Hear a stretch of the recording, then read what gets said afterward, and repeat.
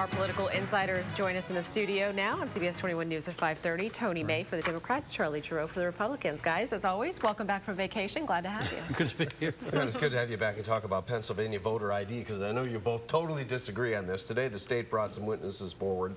They were all older women who no longer drive, testified by video saying that they gave up on trying to get an ID, a driver's license. Charlie, I'm going to throw this one at you, because this is the ACLU's entire argument here. They say they can't stand in line to get an ID. They're just not in good enough health, and so therefore the ACLU is claiming this law needs to be tossed out. There will be other ways. There are other provisions for people to get voter IDs that are legitimate and work other than standing in line. I think that will be adduced at trial as well. We'll see what the court does. Tony? I think the most interesting testimony was not in court, but last week, Rob Gleason, the Republican state chairman, talking to another TV news program, suggested that he estimated that the voter ID impact was about 5% to depress the voter turnout in the Obama election when you compare Obama's victory in 2008 to 2012. And I think if the Republicans continue to make comments like that, they're hurting their own arguments.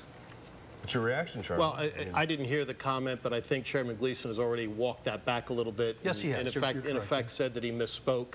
Obviously, that wasn't the case, and it was the hard work of good foot soldiers that he put on the ground that made up the difference in the 2012 election and the dismal record of the Obama administration.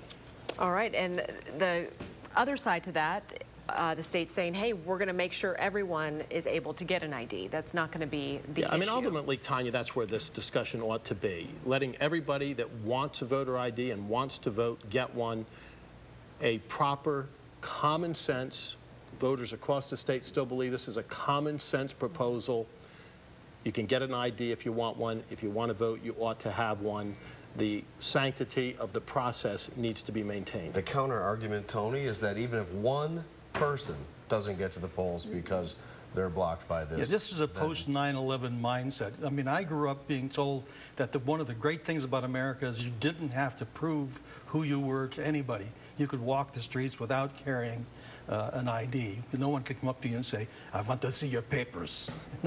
Tony, you always had to have a voter registration card. You've always had to have a voter registration card. But no one card. asked you for it. Sometimes they did, and sometimes they didn't. Frankly, they should have done it more often. They must have trusted me. They probably did.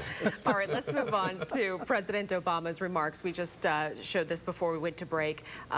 His reaction to the George Zimmerman verdict, saying, I would have been Trayvon 3 decades ago.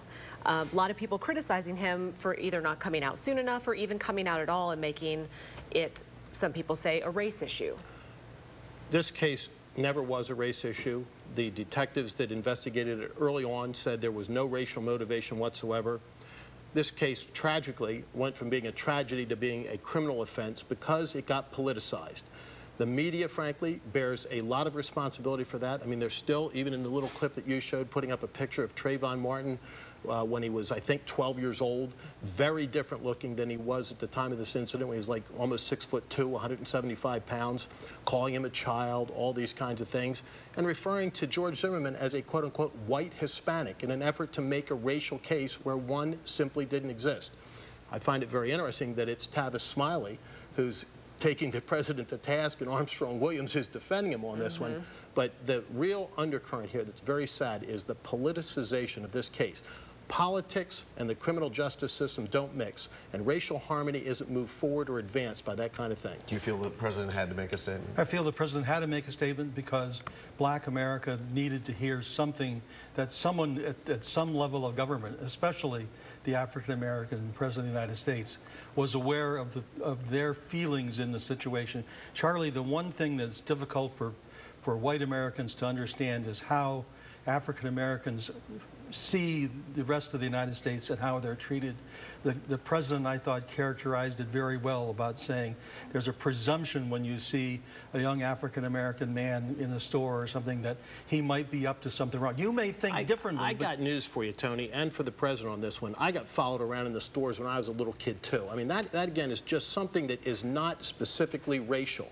And the problem here is that charlatans like Al Sharpton, a disreputable guy, have been propped up by the media as reasonable spokespersons on this issue.